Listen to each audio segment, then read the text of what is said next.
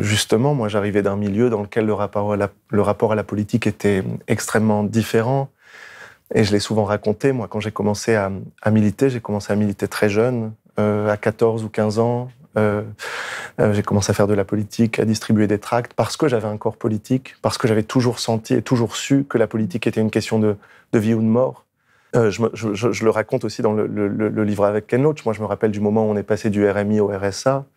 Mon père avait eu un accident à l'usine quelques années avant, il avait été en arrêt maladie, puis il n'arrivait pas à retrouver du travail, il était au RMI, et d'un seul coup, on est passé au RSA sous Sarkozy, ce qui avait été présenté comme une manière de favoriser le retour à l'emploi, en fait, qui n'était pas du tout une manière de favoriser le retour à l'emploi, qui était une manière de harceler les classes populaires qui étaient au RMI pour les remettre au travail en passant au RSA.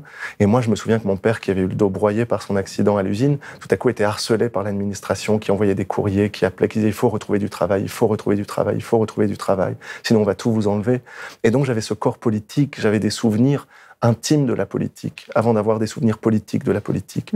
J'ai commencé la politique, et quand je me suis retrouvé dans des milieux plus dominants, on trouvait toujours que quand je parlais politique, j'étais trop nerveux, que j'étais trop en colère, que j'étais trop autoritaire, que j'étais justement trop extrémiste, peut-être.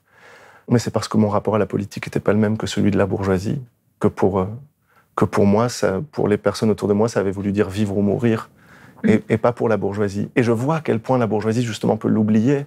Parce que moi, appartenant aux classes dominantes aujourd'hui, si j'avais pas ma famille pour me le rappeler, peut-être que je l'oublierais. Peut-être que je saurais plus, parce que on peut pas m'empêcher de manger.